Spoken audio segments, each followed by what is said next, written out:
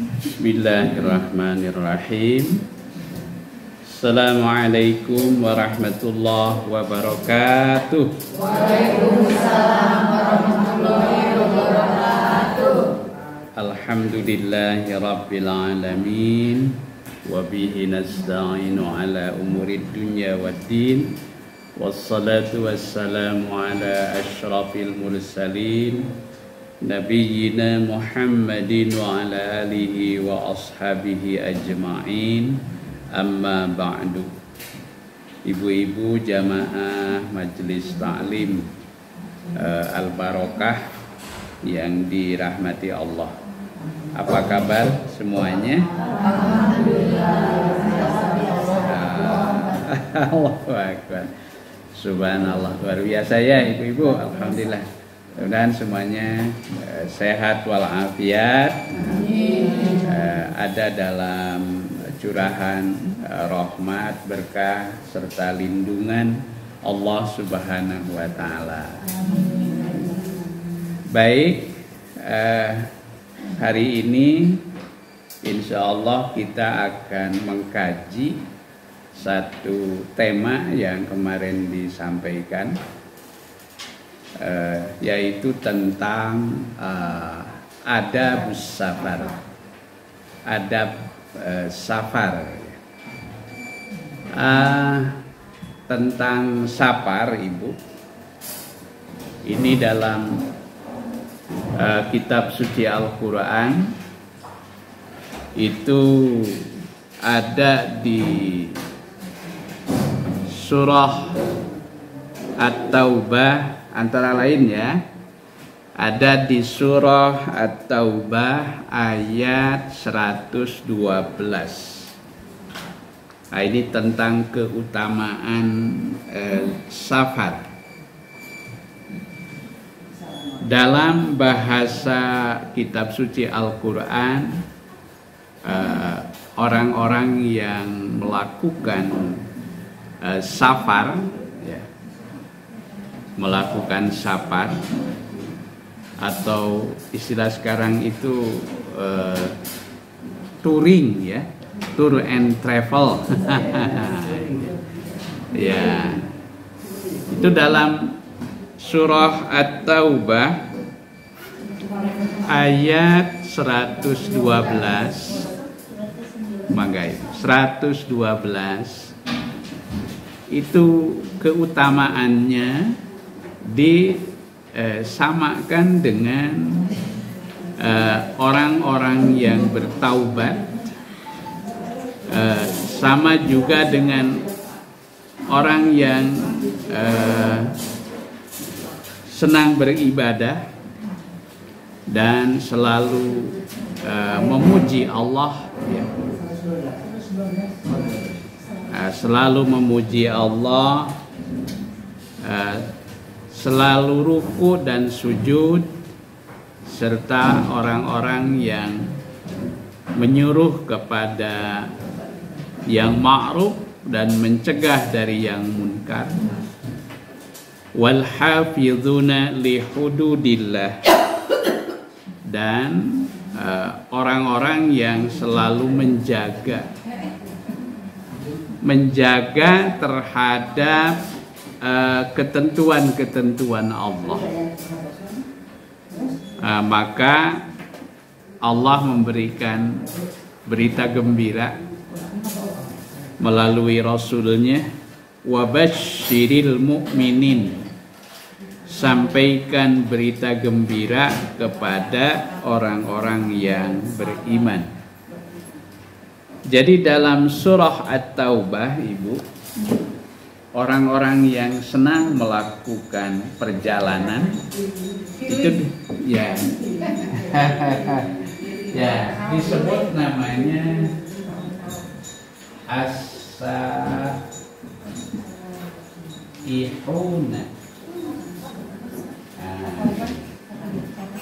As-saihuna.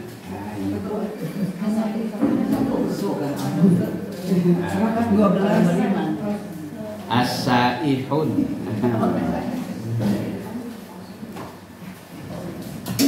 Disebut namanya Ibu as-saihun. Ya, as-saihun. Hatur nuhun Ibu. Hatur nuhun. As-saihun.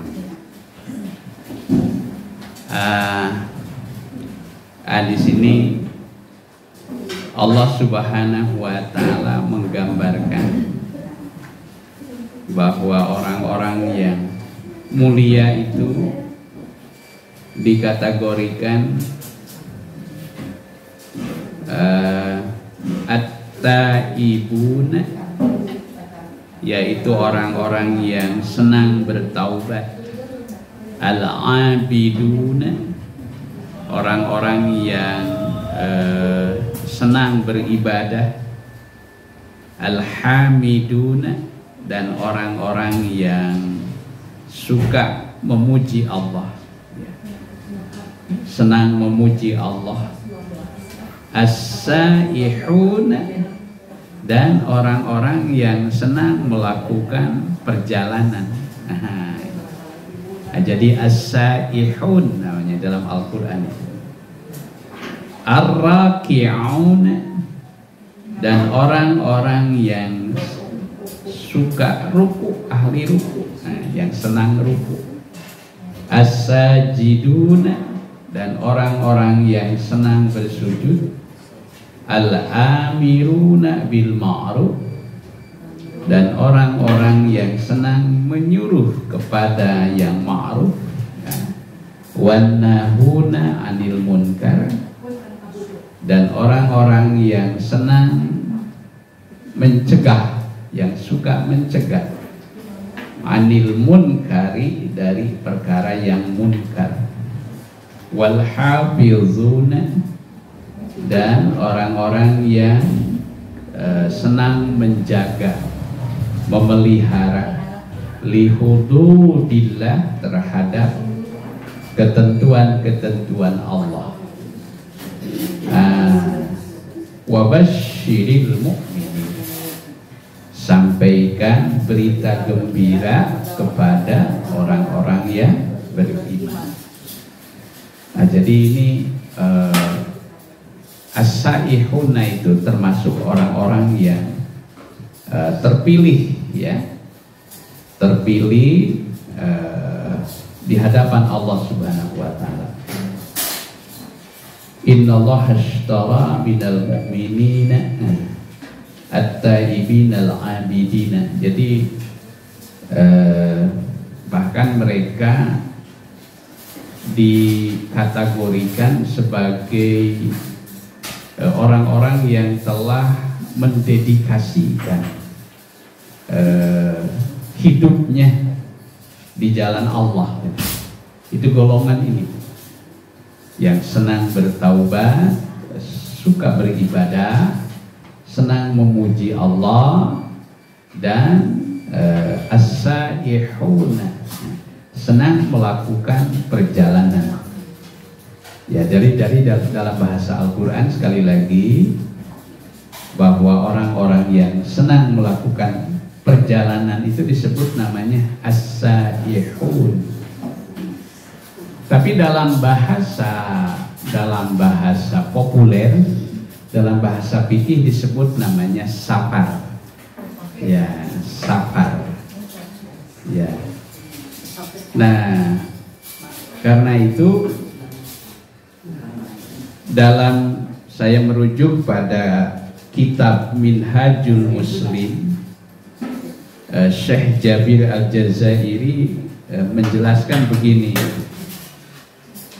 al-muslimu yara anna safara, seorang muslim memandang bahwa sesungguhnya safar min lawazimi hayatihi, termasuk bagian dari keniscayaan di dalam kehidupannya. Nah, jadi kita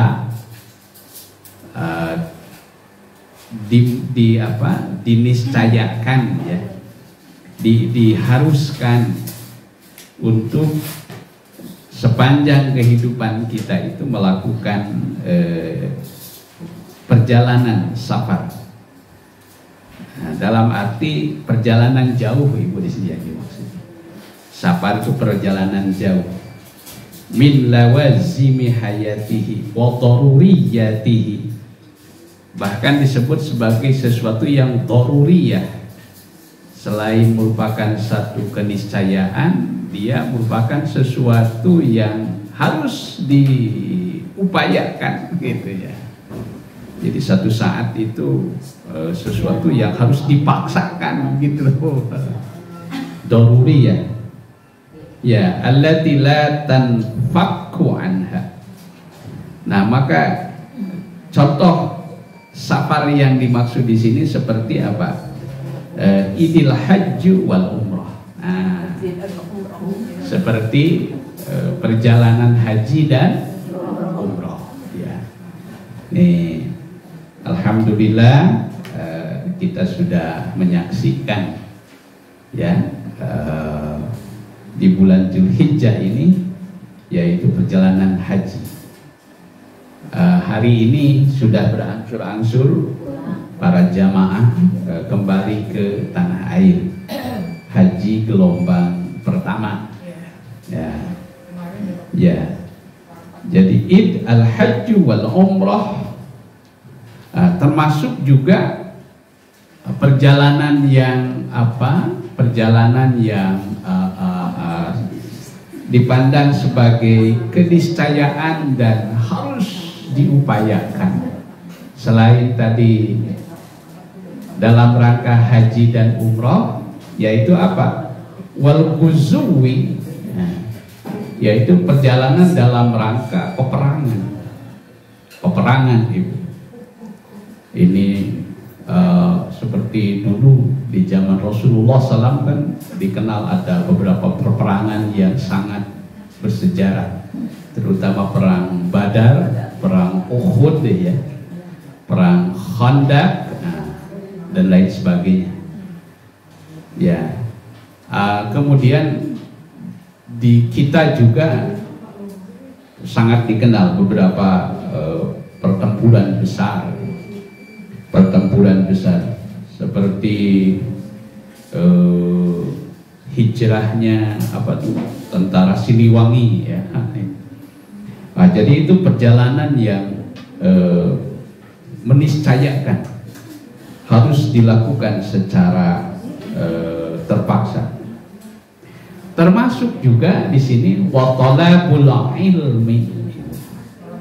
Talabul ilmi termasuk perjalanan yang harus diniscayakan dan dipaksakan, yaitu talabul ilmi. Ya, terutama bagi para santri. Bagi para santri ketika akan menuntut ilmu, maka di situ ada upaya-upaya perjuangan. Maka dalam Al-Quran di surat At-Taubah juga itu Allah berfirman bahwa upaya mencari ilmu terutama dalam rangka memahami ajaran agama itu nilainya itu sama dengan jihad. Ya, walaula nafara min kulli firqatin minhum, hendaklah ada satu golongan ya. Walaula nafara min kulli firqatin ta'ifatun liyatafaqahu fiddin. Jadi ketika terjadi satu peperangan, nah semua pasukan tidak boleh semuanya harus terjun ke medan perang. Nah, tapi harus ada sebahagian orang yang diutus untuk mencari ilmu. Jadi sekedar sadayana perang gitu. Tapi harus ada satu golongan yang secara khusus ditugaskan untuk mencari ilmu. Walaula nafara min kulli firqatin minhum ta'ifatun liyatafaqahu fiddin, supaya mereka melakukan upaya tafaqquh fiddin. Itu dalam situasi peperangan, Ibu. Apalagi dalam situasi normal. Tentu kita harus lebih mengupayakan. Nah, jadi termasuk wa talabul ilmi. Karena itu seorang santri ya yang menuntut ilmu itu bahwa fisabilillah. Berita hari ini kan yang mengemuka tentang isu Al-Zaitun. Ya, saya simak di media mainstream ya, saya di medsos. Saya simak di Metro TV, di beberapa berita arus utama ya. Pak Ridwan Kamil, Gubernur Jawa Barat, merekomendasikan bahwa secara organisatoris beliau merekomendasikan bahwa Az-Zaitun itu harus dibubarkan atau dibekukan. Tetapi pada saat yang sama pemerintah harus bijak, jangan sampai mengorbankan hak-hak dasar pendidikan kaum santri yang jumlahnya sekitar 11.000 orang. Tidak sedikit ya. Iya, 11.000 orang. Nah, jadi memang saya kira patut ditelusuri ya, gitu. Karena dari awal saya sudah punya dugaan gitu ya, bahwa Az-Zaitun ini memang ada sesuatu hal yang lain daripada yang lain gitu ya. Dengan lahan sekitar 2.500 hektar gitu, berada di tengah hutan jati Indramayu. Waktu dulu tahun 9 awal saya tahun 2000-an ya, akhir 90-an berkunjung ke sana itu. Waktu itu baru dibangun sekitar 1.250 hektar. Jadi baru 50%. Dan sedang dipersiapkan masjid utamanya, yaitu Masjid Rahmatan lil Alamin, yang luasnya itu hampir sama dengan Istiqlal, dengan menaranya itu ketinggiannya, menaranya itu mencapai 250 meter, dari kejauhan sudah terlihat. Jadi dibangun memang mengindikasikan sebagai sebuah sistem ketatanegaraan. Ya, jadi di situ ada semacam ya negara di dalam negara, gitu. Jadi yang ini mungkin salah satu faktor. Nah, namun demikian hak-hak dasar pendidikan bagi santri itu kan harus dijaga, ya. Harus dijaga. Karena itu termasuk hak asasi setiap manusia, termasuk hak asasi dalam beragama. Jadi Ibu, perjalanan yang dimaksud safar itu, 1 haji, 2 umroh, yang ketiga dalam rangka peperangan, yang keempat tolabul ilmi, yang kelima wat tijarah. Oh, termasuk tijarah. Apa tijarah, Bu? Dalam rangka bisnis, bisnis usaha. Karena itu salah satu perhatian Allah terhadap kaum Quraisy itu, mengapa mereka dilindungi oleh Allah, itu antara lain karena mereka punya tradisi budaya yang sangat kuat, yaitu budaya melakukan usaha-usaha perdagangan, tijarah. Li'ilafi Quraisy. Karena Allah hendak melindungi kaum Quraisy. Ilafihim, li'ilafi Quraisy, ilafihim rihlatas syita'i was sayf. Ya. Jadi dalam rangka bisnis. Karena itu ketika ibu melakukan perjalanan bisnis, itu perjalanan yang sangat mulia, ya, itu sangat mulia. Hari ini juga ada berita yang sangat menggegerkan, yaitu tentang tertangkapnya si kembar Raihana dan Raihani, ngerakeun, pakai kerudung dia. Aduh, iya. Jadi ini 36 miliar ibu. Ya, ini yang apa? Bahkan transaksi yang terpantau di perbankan itu kalau gas keuangan sampai 86 miliar. Ini saya ini apa mencoba ini fenomena apa ini? Ini jadi itu bisnis gaya hidup ibu. Itu jadi karena dan yang dijual itu kan iPhone namanya katanya.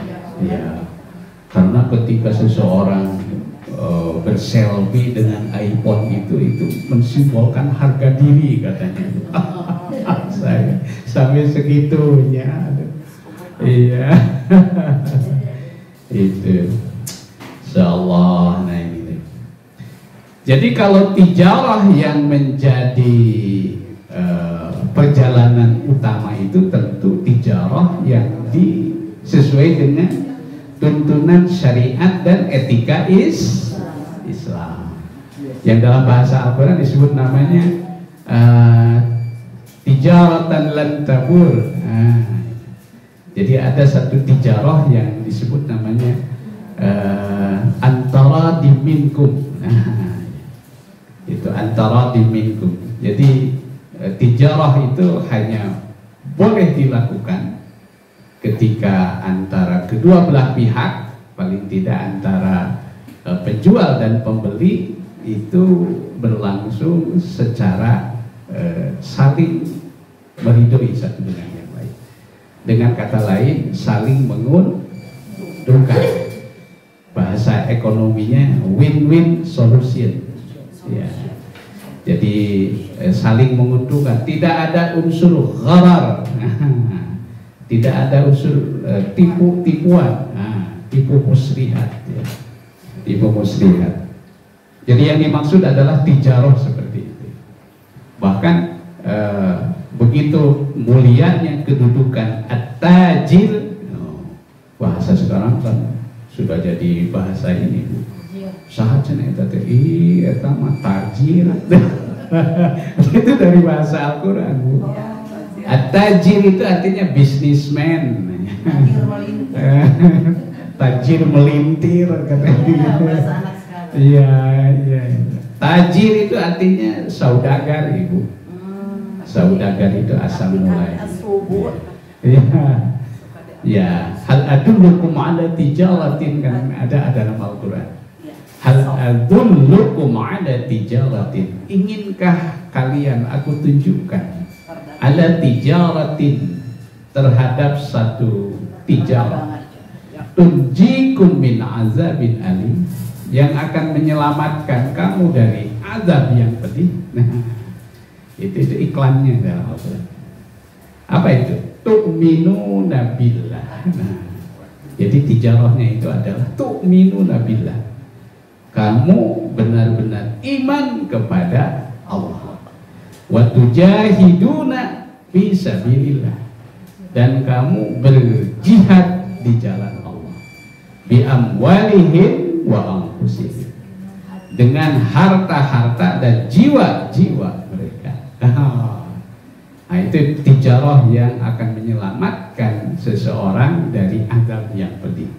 Artinya bukan tijarah yang sebatas sekedar untuk mencari keuntungan dunia, tapi juga dalam rangka mencari keselamatan akhirat, keselamatan akhirat. Dalam khutbah Idul Adha yang saya sampaikan kemarin, salah satu pesan moralnya adalah bagaimana kita belajar dari ketokohan Nabi Ibrahim alaihissalam itu. Antara lain, beliau itu adalah seorang tokoh yang khawatir terhadap urusan dunia, tapi yang lebih dikhawatirkan lagi adalah bagaimana agar tidak menjadi orang yang rugi dan celaka di akhirat. Itu, jadi itu yang dikhawatirkan oleh para nabi itu.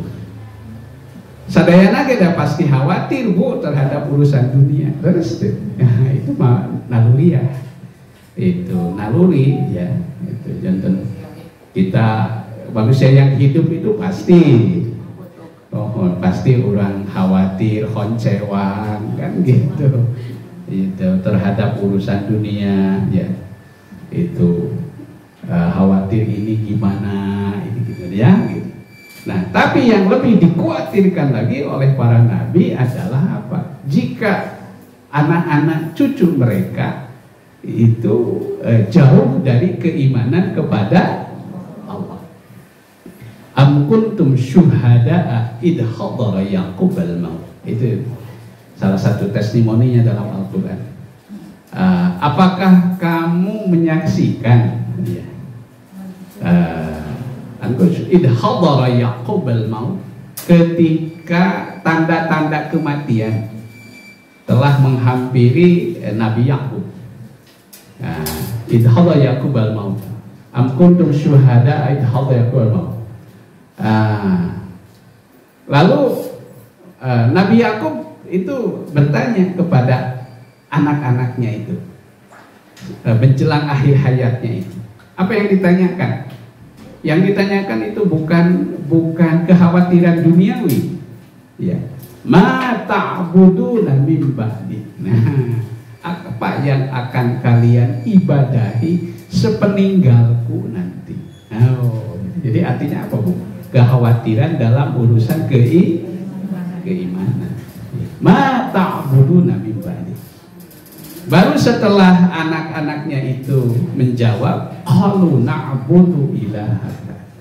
Jangan khawatir ya gitu ya. Kami pasti akan beribadah kepada Tuhan ayahmu Ibrahim. Nah, qalu na'budu ilahaka wa ilaha abaika Ibrahim wa Ismail. Nah, ilaha wahida wa nahnu lahu muslimun. Oh, jadi kekhawatiran yang harus lebih menghantui kita adalah seperti itu, Ibu. Ya, khawatir terhadap urusan dunia itu wajar, tapi yang harus lebih dikhawatirkan lagi adalah urusan akhirat. Justru kata Rasulullah SAW, yang menjadi pangkal terjadinya berbagai kesalahan dan problematika permasalahan dalam hidup itu bermula dari kekhawatiran dunia. Hubbud dunya, cinta dunia yang berlebihan. Hubbud dunya ra'su kulli khati'atin. Begitu kata Rasulullah. Cinta dunia itu adalah pangkal terjadinya kesalahan. Ra'su kulli khati'atin. Sayyidina Utsman bin Affan radhiyallahu anhu berkata, kata beliau, hammatud dunya hammatud dunya ya. Apa aja namanya ya? Jadi kehamhaman. Ya, kegalauan. galau terhadap urusan dunia, zulmatun bil qalbi, itu akan menjadi sumber kegelapan di dalam hati. Kata Sayyidina Utsman, wahammatul akhirah. Nah, sedangkan jika kita khawatir terhadap urusan akhirat, nurun bil qalbi, akan menjadi cahaya di dalam hati. Dalam hati. Gitu Ibu. Nah, jadi disinilah kembali kepada tijarah tadi, ya. Kita tijarah. Nah, jadi tijarah itu bagian dari sunnatullah dan sunnah kaum muslimin, ya. Tapi yang dasarnya bukan sekedar mencari keuntungan dunia, tapi untuk sekaligus mencari bekal keselamatan di akhirat, ya. Jadi ibadah namanya, ibadah. Itu karena itu silahkan kalau ibu punya potensi untuk berbisnis, tapi nawaitunya itu seperti itu, ibu. Nawaitu nunggaduh talenta, silahkan ibu, ya. Sudah ada contohnya dari Rasulullah. Siapa ibu? Siti Khadijah. Wah, luar biasa. Siti Khadijah binti Khuwailid, ya.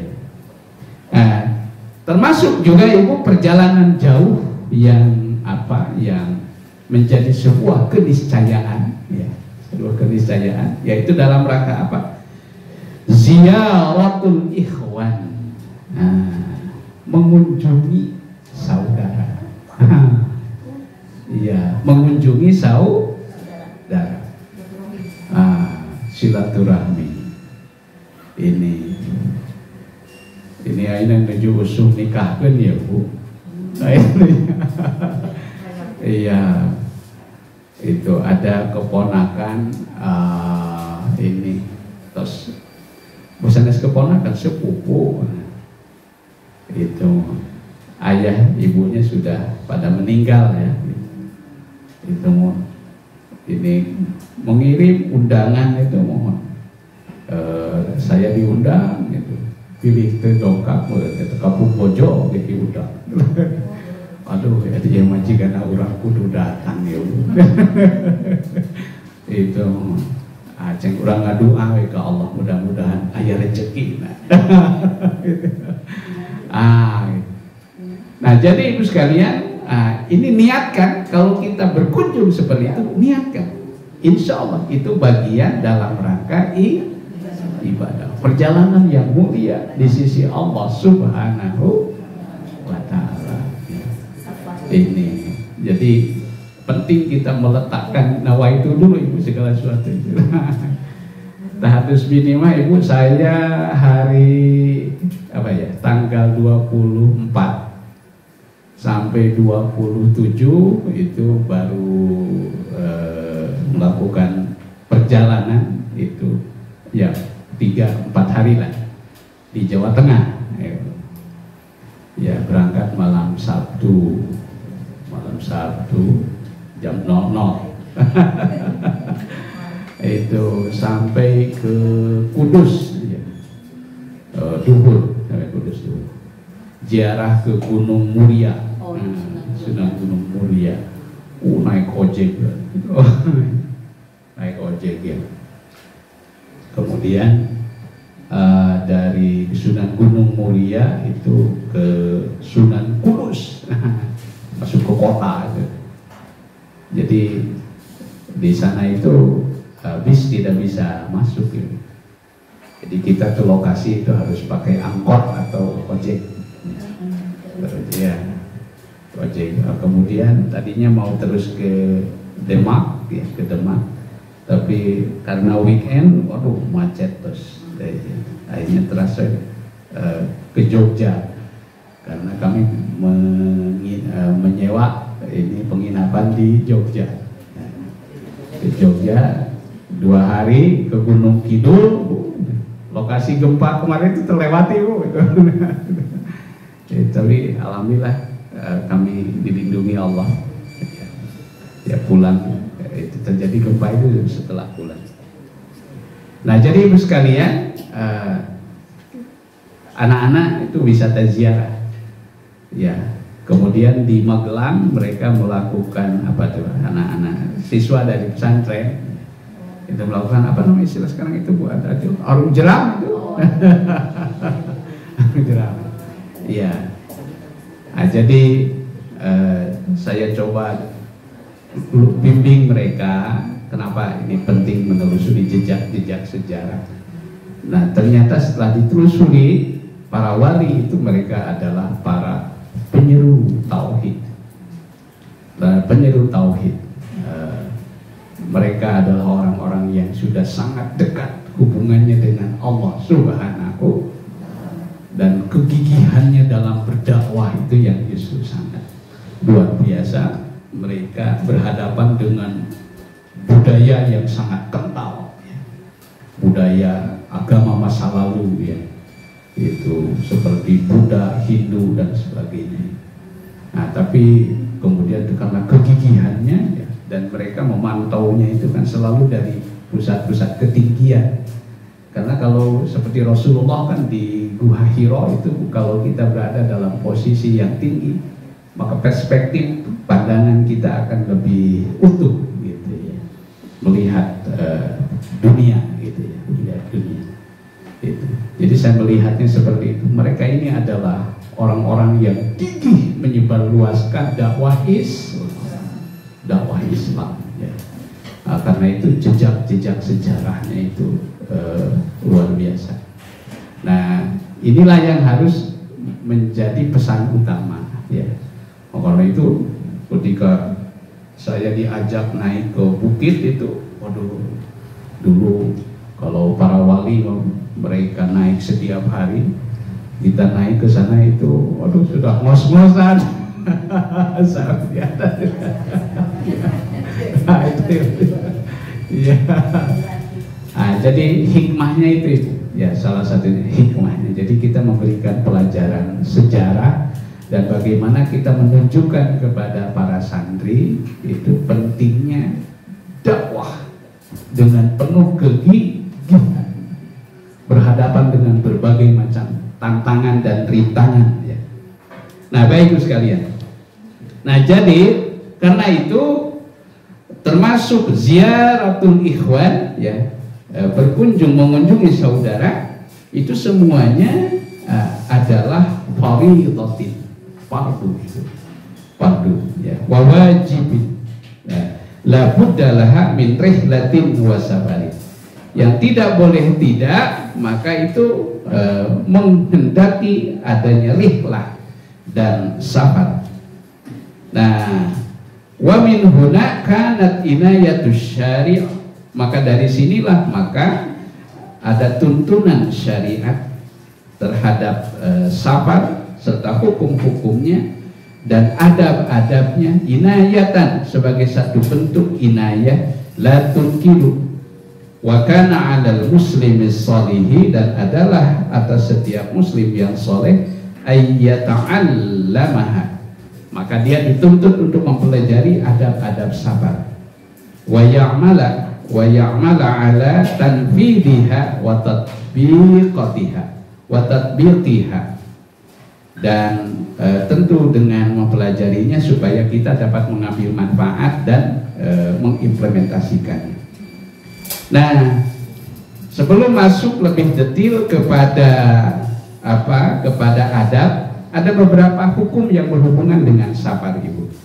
Pertama, ketika kita melakukan safar, maka dibolehkan kita melakukan qasrus sholati ar-rubaiyah, mengqasar sholat yang 4-4. Nah, gitu. Itu sebagai bentuk keringanannya. Fa yusalliha rak'ataini faqat ilal maghrib, maka selama di perjalanan jauh tadi kita diberi tuntunan hukum supaya meringkas sholat yang 4-4 itu menjadi 2, kecuali maghrib. Kecuali maghrib, ya. Wa yabda'ul qasra min min maghatiratiha al-balad. Dari mana kita mulai melakukan qasar, ya? Itu ketika kita sudah mulai perjalanan, ya. Perjalanan dari negeri tempat kita tinggal sampai kita kembali. Jadi ketika kita sudah start ketika kita sudah start melakukan perjalanan, itu sudah diperkenalkan. Illa ayyanwiya, kecuali jika seseorang berniat iqamata arba'ati ayyamin, kecuali seseorang berniat tinggal di satu kampung atau satu tempat persinggahan sampai 4 hari. Jadi batasan maksimalnya berapa hari, Bu? 3 hari. Kalau lebih dari 3 hari, maka tuntunannya fa'aksara bil balad alladhi safara ilaihi aw nazala fi fainahu bihadhil hal yutimmu wa la yuksar. Maka dalam keadaan seperti itu sholatnya disempurnakan. Jadi kalau ibu berniat saya mau singgah di tempat ini 4 hari, maka sholat kita di situ sesampainya di tempat itu yaitu disempurnakan. Kalau kurang dari 4 hari, maka boleh kita melakukannya di qasar. Ya, nanti jamaah ada khusus, Bu. Tapi dalam prakteknya tentu disatukan dengan di jamaah dan di qasar dalam prakteknya. Hatta idza kharaja aidan, sehingga apabila dia telah keluar aidan untuk kembali ke negerinya, raja'a at-taqsim, maka dia kembali dari tempat tersebut, itu dia kembali untuk mengqasarnya. Qasornya fayuqsaru ila ayyusalla ila baladi. Nah, ini didasarkan pada kitab suci Al-Qur'an. Lihat surat An-Nisa ayat 101. Allah Ta'ala berfirman, a'udzubillahi minasyaitonir rajim.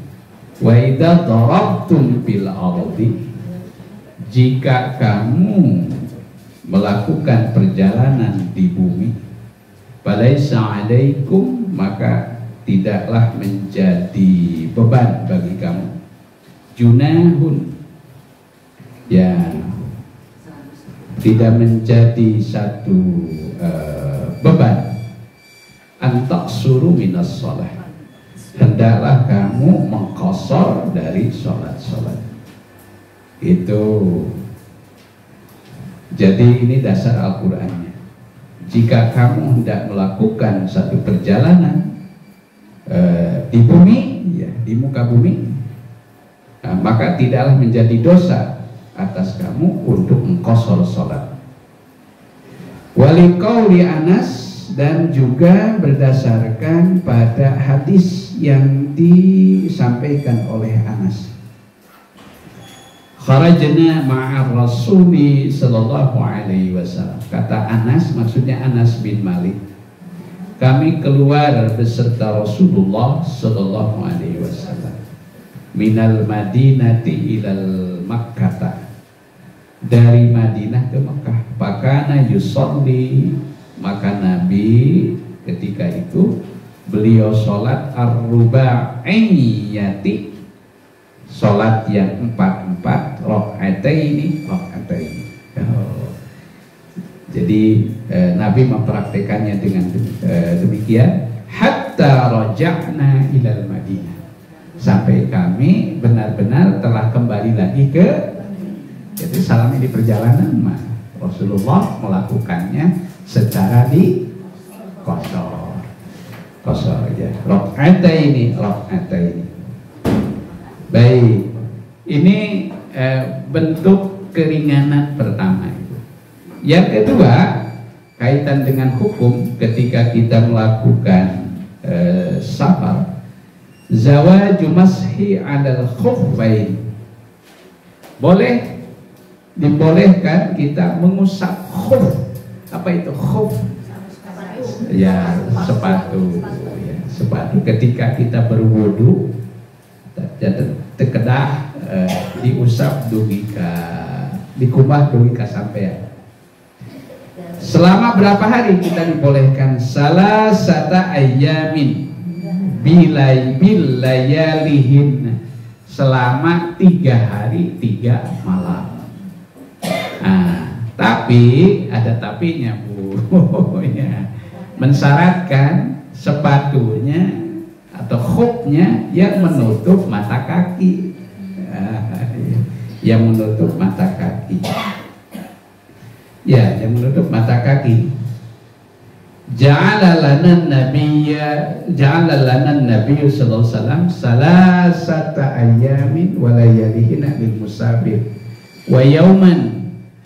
Bahkan termasuk juga masul khuffain ini, mengusap 2 khuf ini boleh juga dilakukan bukan hanya bagi yang sedang musafir, termasuk juga bagi yang sedang tinggal, Ibu. Alah ya teh haroream ya, kacai manitis ya. Ibu tadi bergoy ku kaos kaki sareng sepatu. Sepatu nu di bumi teh boleh, Bu. Tapi itu hanya berlaku 1 hari 1 malam. Itu kalau di rumah. Yakni bil mashi 'alal khuffain. Itu yang kedua, Ibu. Boleh tuh masul khuffain. Yang ketiga, ibahatut tayammumi. Boleh kita melakukan tayammum. Ya, in faqdal ma'i, jika kita sulit menemukan air.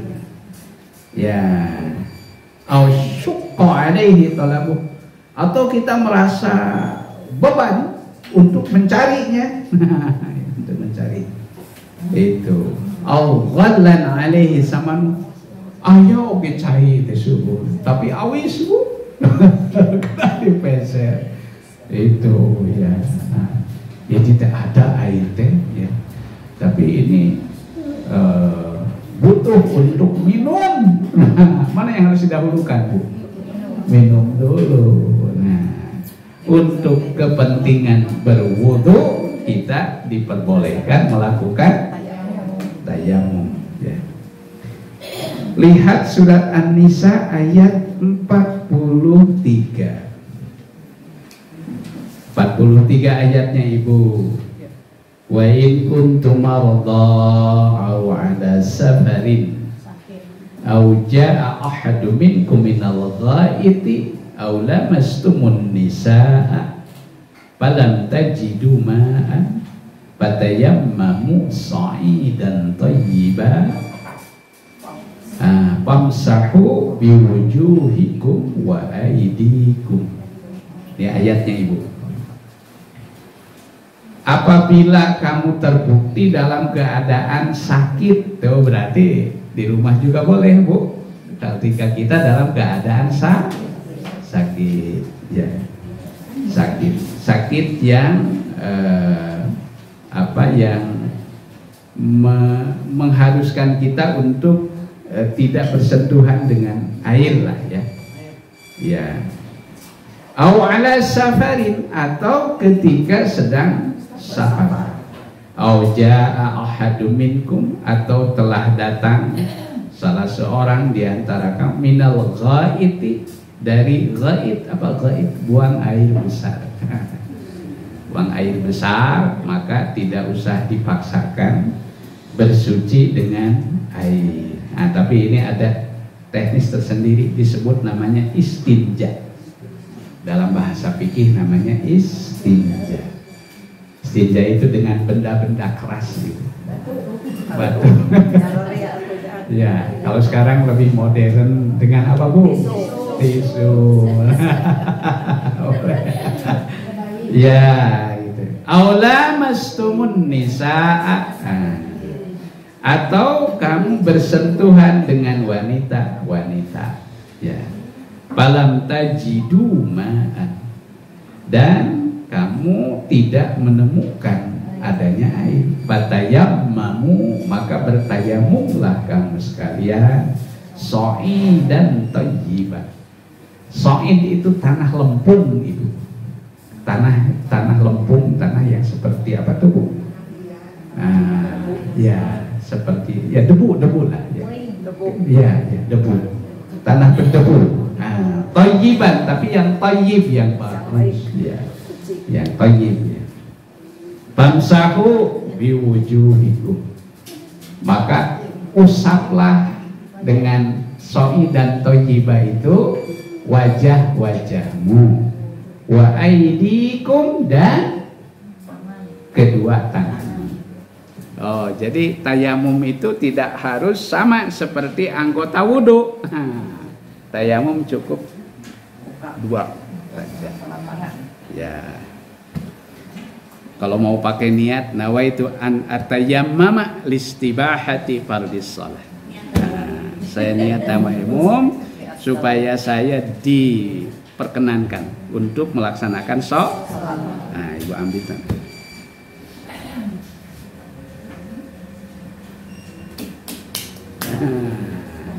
Ya. Kemudian ambil lagi. Ya.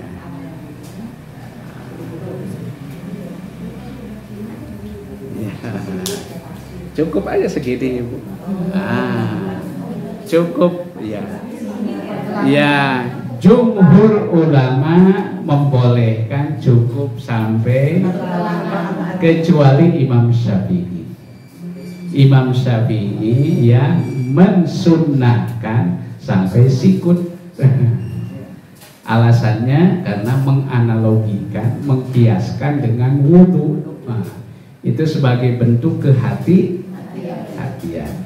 Sebenarnya sampai sini aja sudah cukup. Aidi, tangan itu kan ini. Ya. Ya. Ya. Ya. Jadi gini, Ibu, teknisnya. Ininya enggak ya? Iya. Ininya enggak? Enggak. Iya. Jadi cenderung aja.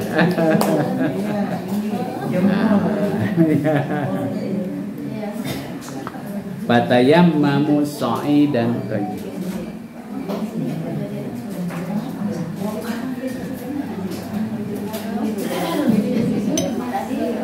Ya.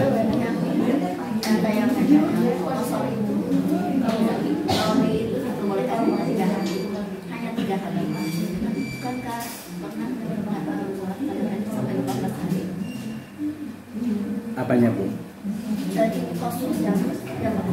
Oh ya. Pernah lebih dari itu. Ada yang enggak pakai. Ya. Dari itu. Ya. Yang sebulan. Ya. Jadi memang sebagian pendapat ada, Bu. Jadi sebagian pendapat mengatakan kalau kita sedang safar, ya, itu sepanjang perjalanan maka itu dianggap safar. Tidak ada batasan waktu tadi. Nah, diantaranya yang berpendapat demikian itu salah satunya adalah Imam Ja'fari, Imam Ja'far As-Shadiq. Itu salah satu madhab di lingkungan Syiah.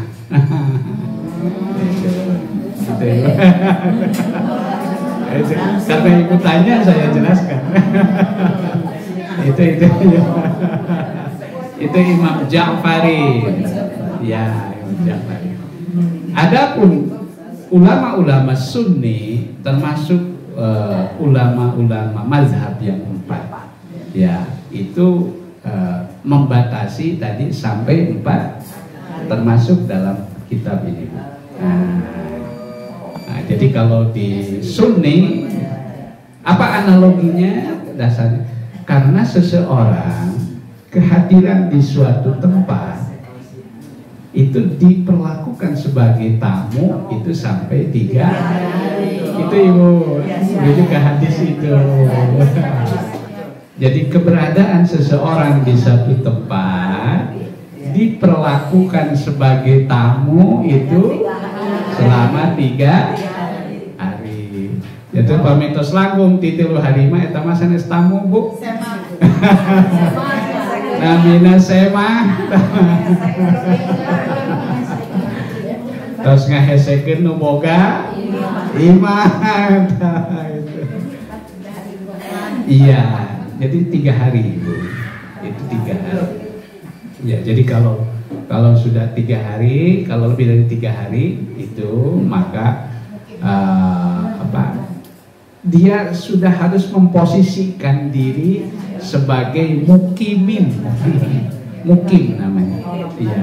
Artinya baik secara syar'i maupun dalam hubungan dengan kehidupan sosial, maka dia harus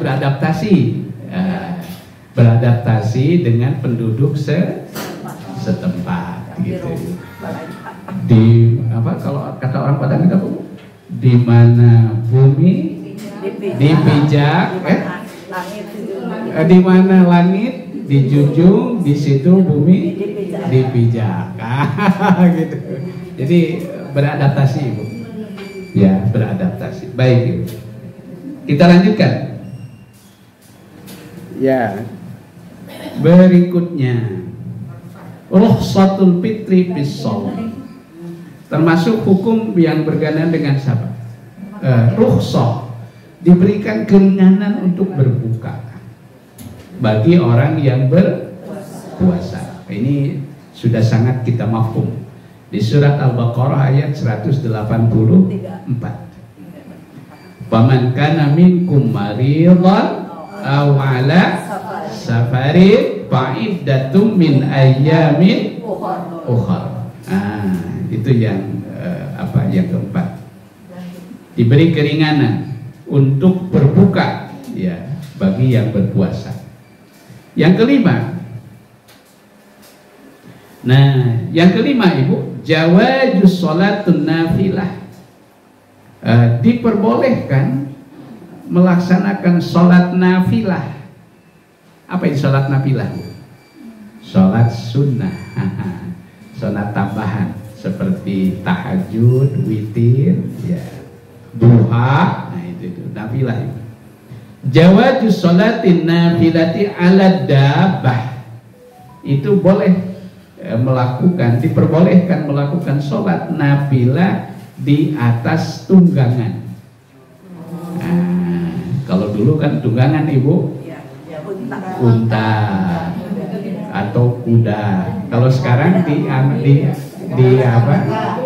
Ya, kendaraan. Hai sutawajjahat bihi naqathu. Sesuai dengan kemana kendaraan itu menghadap. Iya, karena itu menghadap. Jadi di sini yang ditekankan yaitu sholat nafilah. Bagaimana kalau kita sholat wajib? Nah, bagaimana kalau sholat wajib katanya gitu ya. Nah, mengenai sholat wajib ini Ibu boleh, tapi dalam situasi darurat. Dalam situasi darurat. Artinya kalau kita tidak memaksakan sholat di atas kendaraan, maka kita akan kehabisan waktu sholat. Ini biasanya kalau kita berada di kendaraan umum.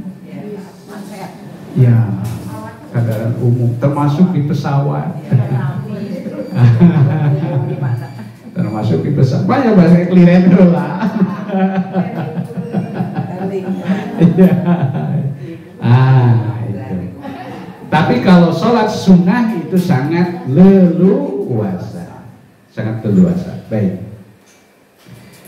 Yang keenam, nah ini jawazul jam'i bainal dhuhraini awil isya'aini, ya, jam'at taqdim in jadda bihi al-yasar.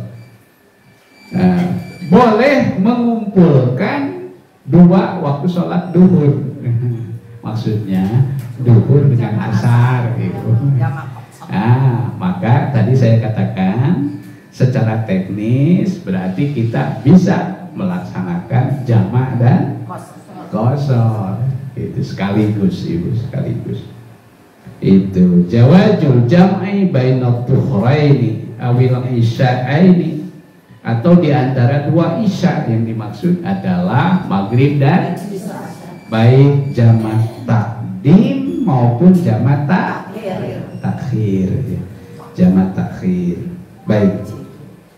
Fayusalli dhuhra wal asra fi waqti dhuhri wal maghrib wal isya fi waqti maghrib.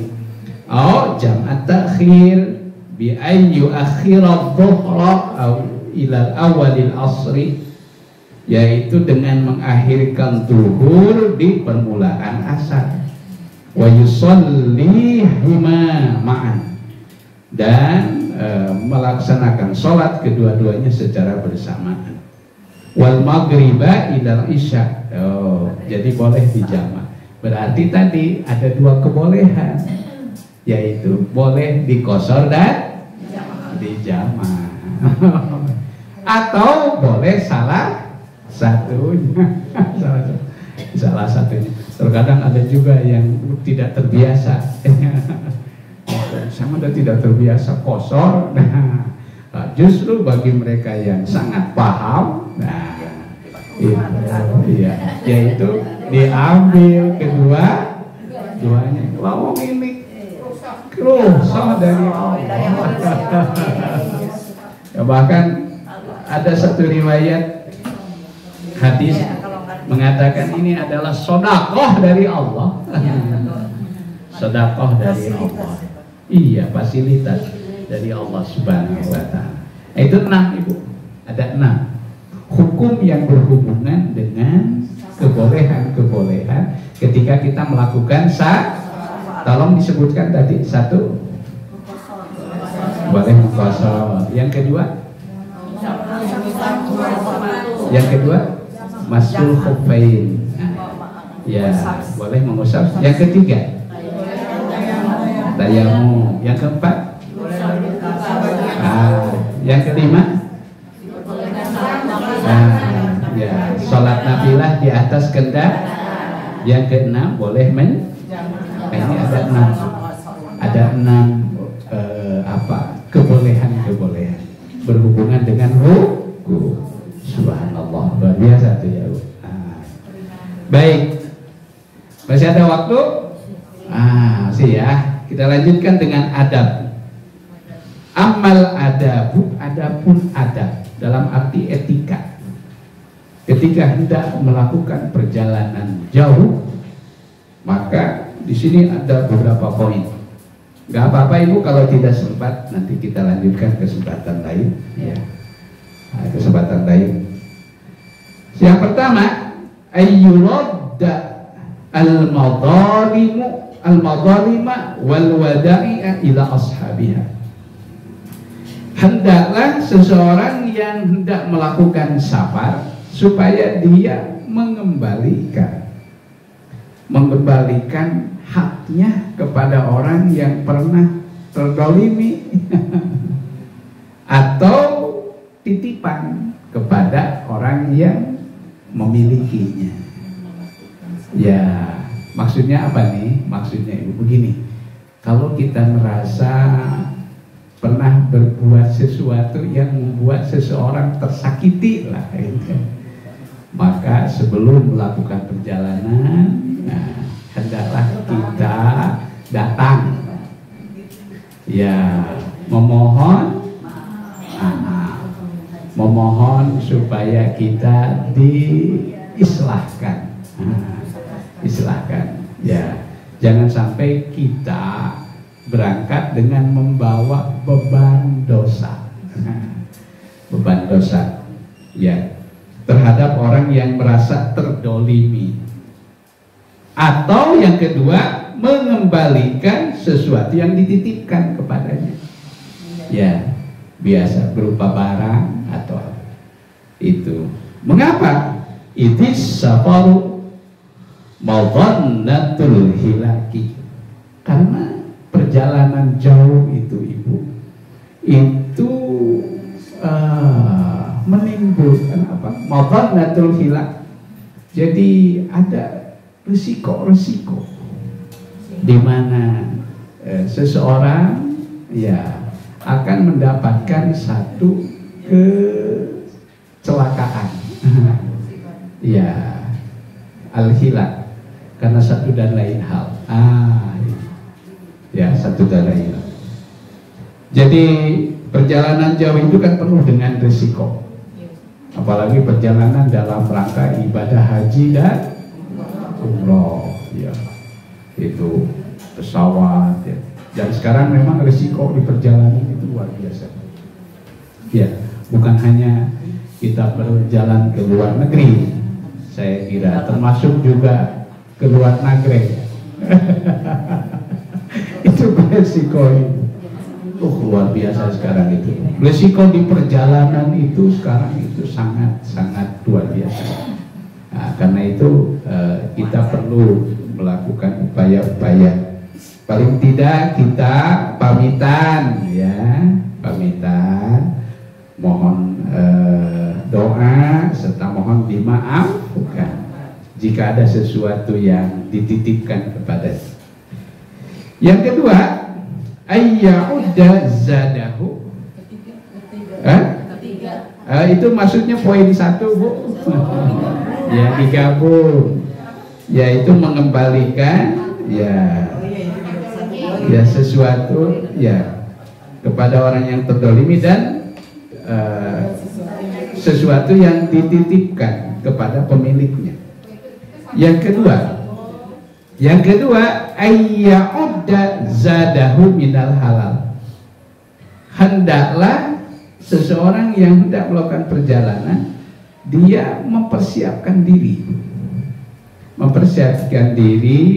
ya, zadahu, bekalnya, minal halali, dari sesuatu yang halal, wa ayyatruka nafaqatan, dan hendaklah juga dia meninggalkan nafkah. Jangan lupa, selain mempersiapkan bekal yang halal, juga meninggalkan nafkah kepada siapa? Man tajibu alaihi nafaqatuhu, kepada orang-orang yang wajib untuk dinafkahi, seperti min jauzatin, kepada istri, kepada anak, termasuk juga kepada orang tua. Tuh ibu, tidak mudah. Jadi kalau kita melakukan perjalanan itu, jadi pastikan bahwa kita mempersiapkan bekal, ya, serta meninggalkan nafkah bagi yang ditinggalkan. Baik. Yang ketiga, ayyuwaddi'a ahlahu. Hendaklah dia menitipkan keluarganya, ya, wa ikhwanuhu wa asdiqauhu. Hendaklah dia menitipkan keluarganya, saudara-saudaranya dan kepada teman-temannya, wa ayyad'u bihadad du'a, dan hendaklah dia berdoa dengan doa ini kepada orang yang dititipkannya tadi. Ya, jadi keluarga, siapa lagi tadi, Bu? Saudara, sahabat, ya. Itu dititipkan, saling menitipkan lah yang kata lain. Nah, kemudian ketika hendak menitipkannya itu, lalu berdoa, astaudiullaha. Nah, itu doanya, Bu. Astaudiullaha dinakum wa amanatakum wa khawatima a'malakum. Astaudiullaha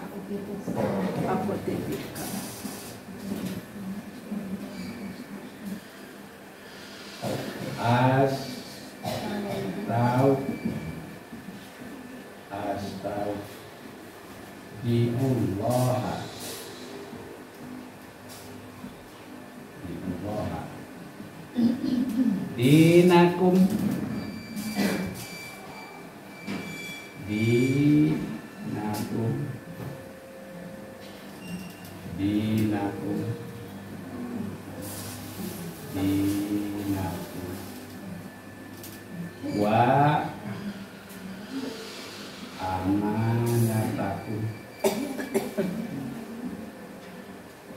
wa amanatakum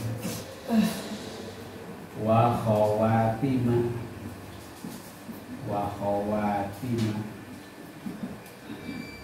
khawatima a'malakum.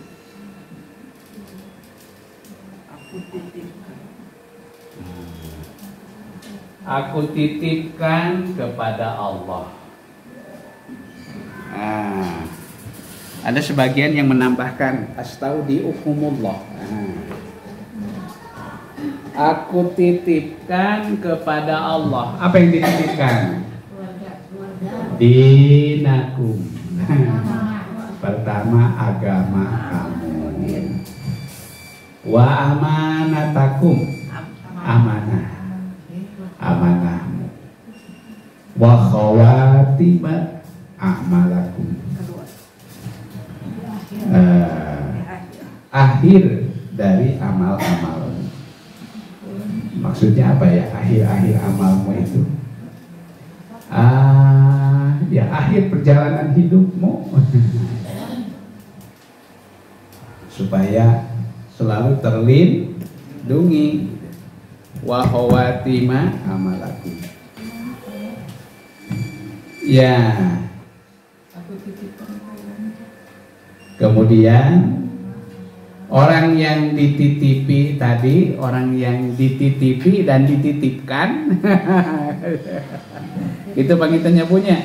Orang yang dititipi dan dititipkan, itu lalu berdoa, zawwadakallahu taqwa.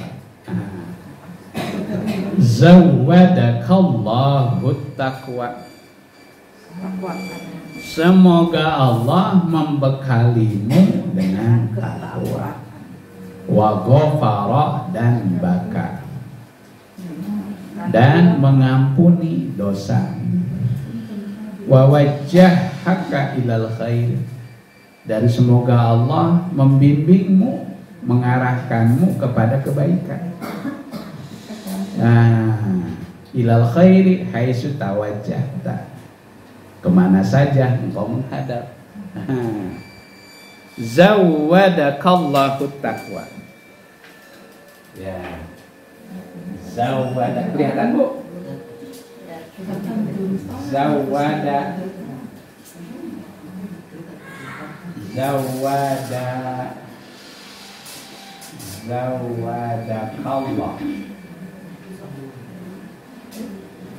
Zawwadakallahu taqwa.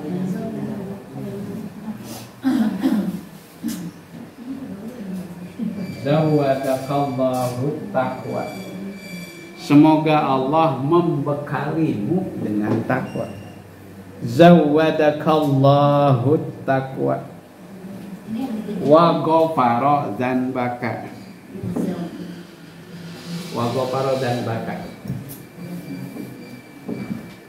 Wa ghafara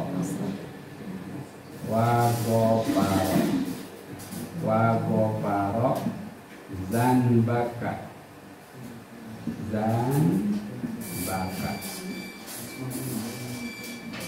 Wa ghafara dan baka.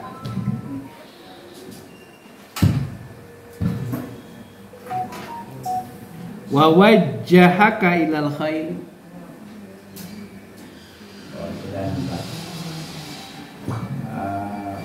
Wa wajjahaka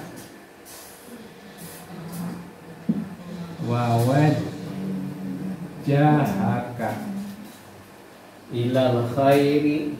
Disini semuanya Bu. Ilal khairi. Ilal khairi. Kalau tidak terkejar nanti ditulislah. Ya. Salah nanti. Wa wajjaka ilal khairi haitsu tawajjahta. Haitsu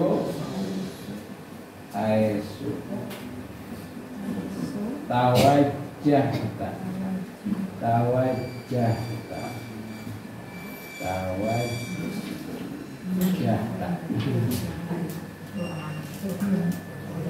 Semoga Allah membekalimu, semoga membekalimu Allah dengan takwa, dan semoga Dia mengampuni dosamu.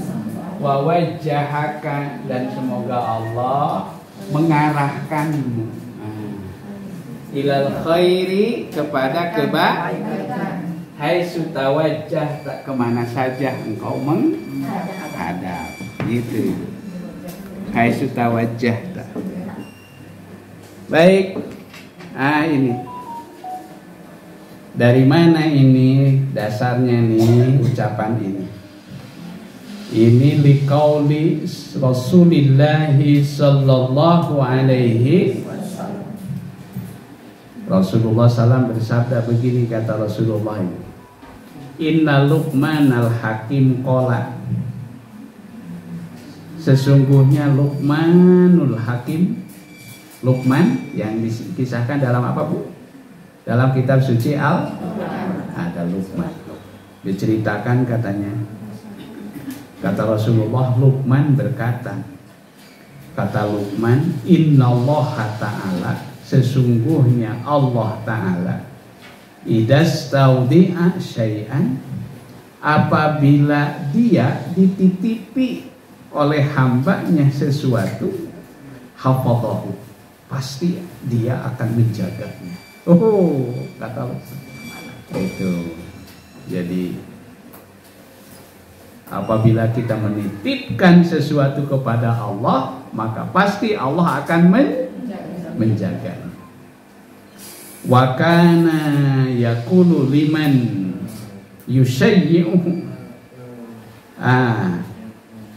Dan dia, maksudnya Luqman berkata, ya, berkata, astaudiullaha dinaka wa amanataka wa khawatima amalaka. Jadi doa ini adalah testimoni dari pengalaman yang diamalkan oleh Luqmanul Hakim. Ini merujuk pada hadis riwayat Imam Ahmad. Hadis riwayat Imam Ahmad. Baik, kemudian yang keempat Ibu, ayyakhruja ila safarihi fi rafqati salasatin aw arba'atin ba'da ikhtiyarihim mimman yusallihuna lis-safari ma'ah. Hendaklah seseorang keluar menuju safarnya itu dalam keadaan berteman. Ya, mencari teman seperjalanan. Minimal 3 orang. Au arba'in, atau 4. Itu pun sebaiknya dilakukan sesudah ia menyeleksi terlebih dahulu. Mimman yusallihuna lis-safari ma'ah. Itu.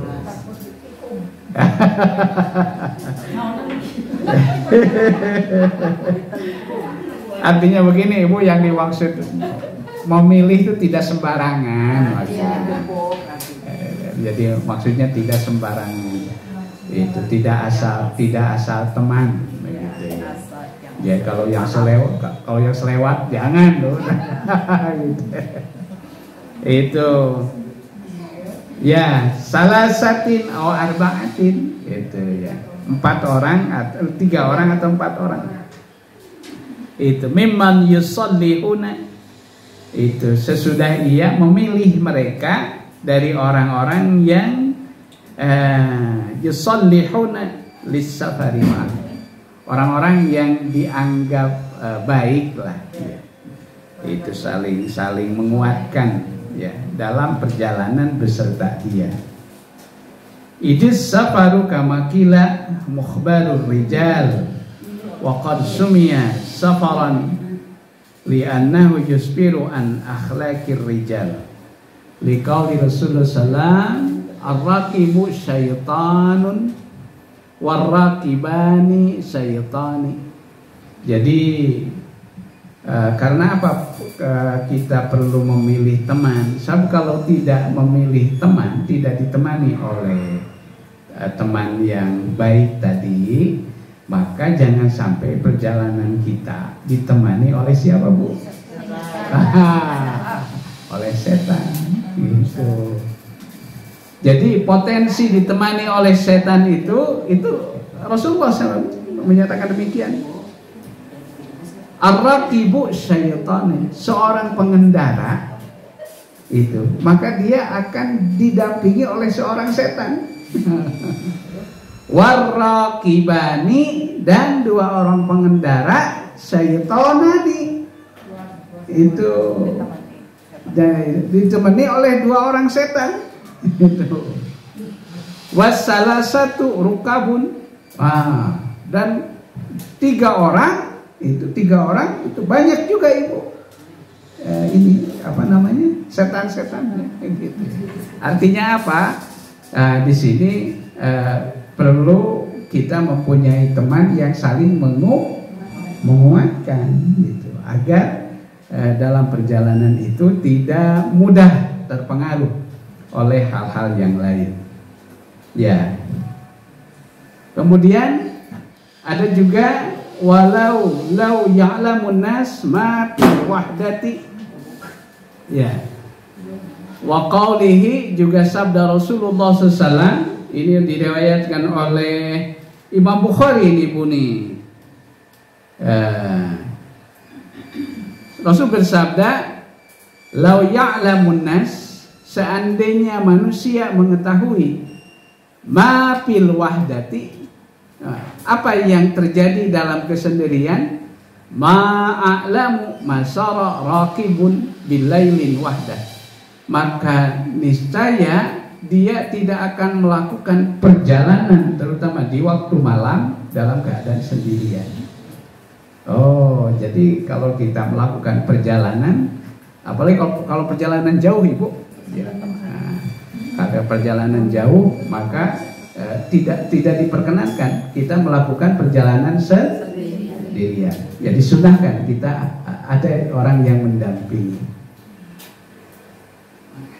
Kemudian yang kelima, 5 poin aja dulu, Bu, yang terakhir nih. Ya, yang kelima, ayyu amiro ar-raqib al-musafiruna ahadan minhu, hendaklah mengangkat seorang amir. Ayu amiro ar-rukabu al-musafir. Jadi hendaklah mengangkat seseorang, ya, seorang amir, seorang amir, ya, dalam satu rombongan perjalanan, ya, yang nanti ya diberi otoritas, ya, untuk apa? Untuk memandu perjalanannya, ya, termasuk juga mengetuai dalam bermusyawarah.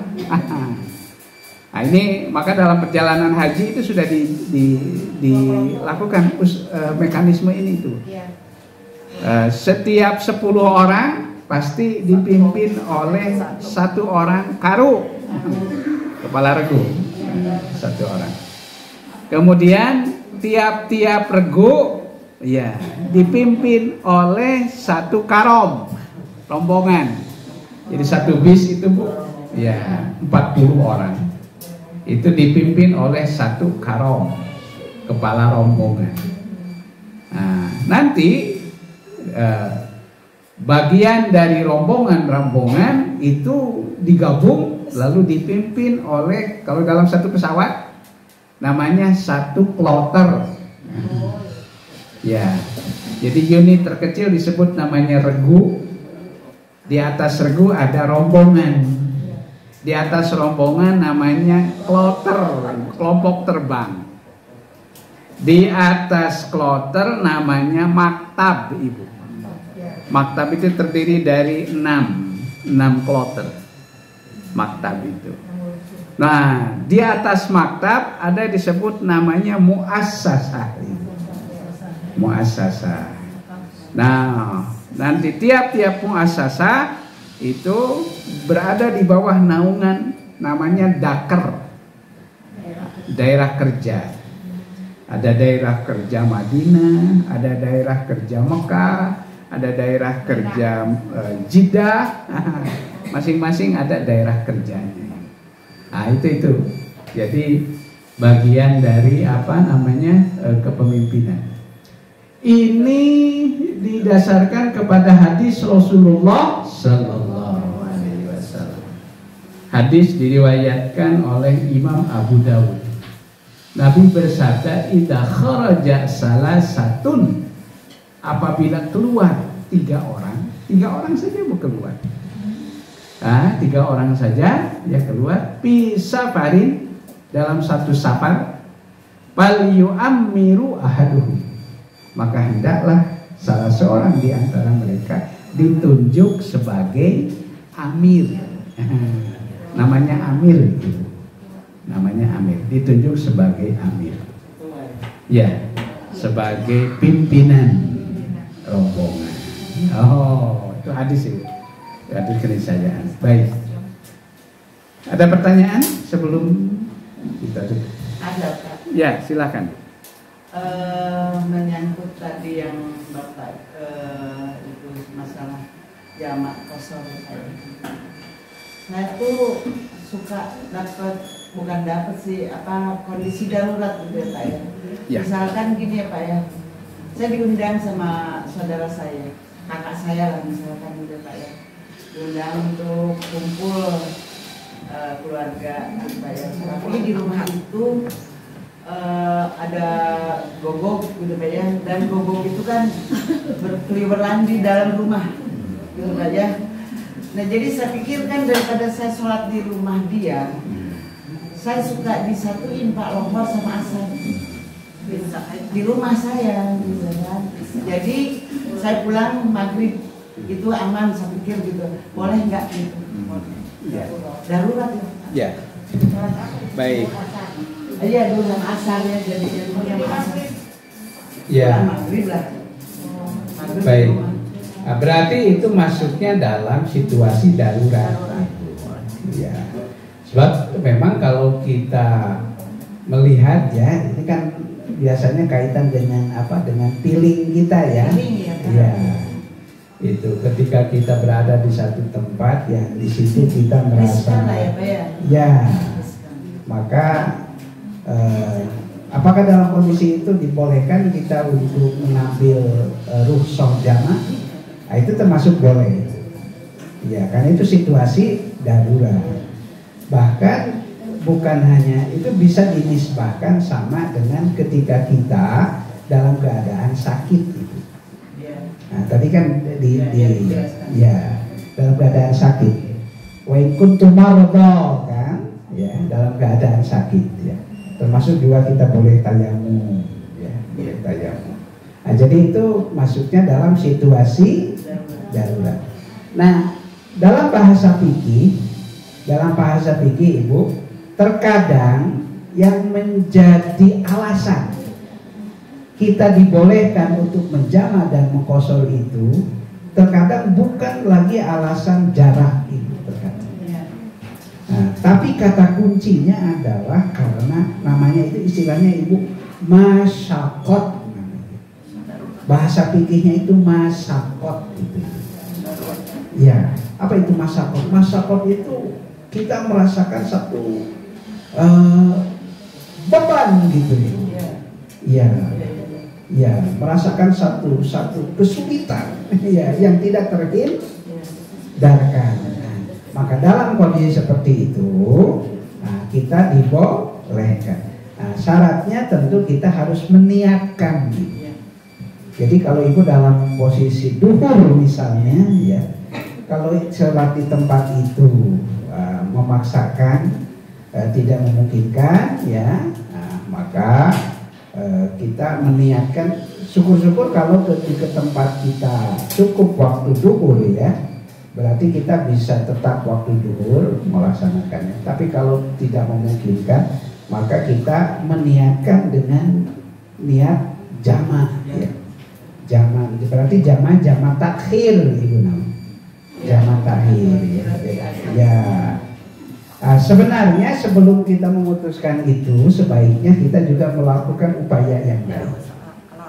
Misalnya di dekat lokasi itu, apakah ada masjid, ya, atau tempat, maka itu tentu lebih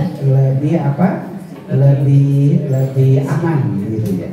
Nah, tapi kalau pilihan itu tidak ada, maka berarti kita dalam kondisi masakot namanya itu. Jadi gini ya Pak ya, masjid mungkin di komplek ini banyak sekali Pak ya. Ya. Cuman saya riskan lagi kalau saya keluar dari rumah kakak saya misalkan gitu kan, keluar dari rumah kakak saya untuk ke masjid, bolehlah kaki saya mungkin udah dicuci dulu. Tapi kan lantainya itu Pak, lantai rumah kakak saya itu udah digelindingin, diinjekin sama dogi. Oh iya. Jadi dogi ya, yang jadi ininya ya. Jadi saya pasti kalau seandainya saya harus hati saya harus masuk ke masjid. Ya. Sayang banget masjid gitu Pak. Oh ya. Ya betul ibu. Ya. Ya kita bisa paham. Ya bisa paham. Ya. Karena sih Pak sampai dibilang apa Bu Haji, kata kakak saya, kan mereka kakak saudara saya panggilnya saya Bu Haji ya. Udah. Alhamdulillah. Ya dari dulu gitu Pak. Luar biasa. Apa Bu Haji sholat aja di situ di kamar katanya. Pakai koran dulu baru pakai sajadah.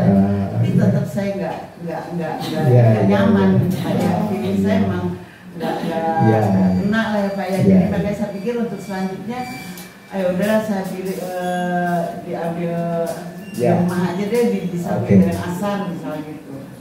Oke, saya bisa paham Bu. Jadi tadi kalau kata kuncinya dogi itu. Iya dogi. Jadi bukan karena saudara kita yang di luar Islam, bukan karena itu ya. Jadi alasannya karena dogi itu. Iya. Itu bisa dipahami Bu.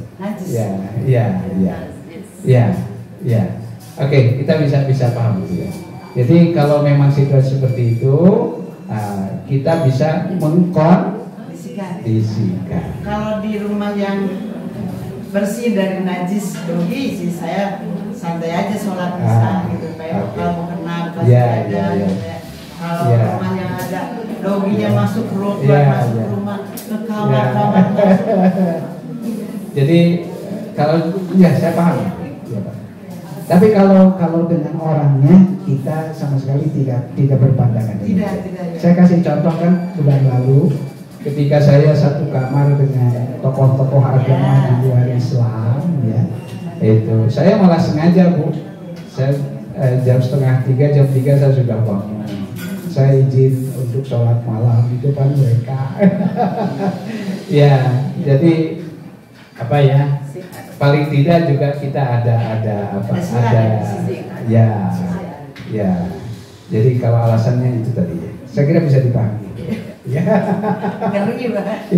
Sebab begini Ibu, kalaupun memang Al-Quran ada menggaris bawahi bahwa orang di luar Islam itu dianggap sebagai, dalam tanda petik ini ya, ini juga harus dipahami secara tepat nih. Innal musyrikina najasun. Nah, sesungguhnya orang-orang musyrik itu najis. Nah, itu dalam hubungan dengan keimanan, akidahnya ya. Artinya bukan fisiknya. Itu dalam hubungan dengan akidah. Dan itulah yang menghalangi mereka sehingga tidak diizinkan untuk masuk ke Masjidil Haram. Itu di surat innal musyrikina najasun wala taqrabul masjidal haram ba'da amihim hada. Jadi bukan karena fisiknya, bukan sekali, tapi itu karena akidahnya, keimanannya ya. Jadi dalam hubungan sosial kita bisa tetap berinteraksi sebatas kita saling menjaga wilayah masih, saling menghargai batas-batas wilayah masing. Saya kira demikian ya Bu ya. Oke, mudah-mudahan bisa dipahami ya. Baik, mari kita, semoga ada hikmah, ada berkah dan manfaatnya. Insyaallah kita ketemu lagi pada pertemuan yang akan datang. Mari kita akhiri dengan berdoa. Rabbana innana sami'na munadiyan yunadi lil iman an aminu bi rabbikum fa amanna. Rabbana faghfir lana dzunubana wa kaffir 'anna sayyi'atina wa tawaffana ma'al abrar. Rabbana taqabbal minna innaka antas samiul 'alim wa tub 'alaina innaka antat tawwabur rahim. Rabbana atina fid dunya hasanah wa fil akhirati hasanah wa qina adzabannar. Wassallallahu ala khairi khalqi sayyidina Muhammad wa alihi wasallam walhamdulillahi rabbil alamin. Subhanakallahumma rabbana wa bihamdika asyhadu an la ilaha illa anta astaghfiruka wa atubu ilaik. Terima kasih. Mohon maaf. Assalamualaikum warahmatullahi wabarakatuh.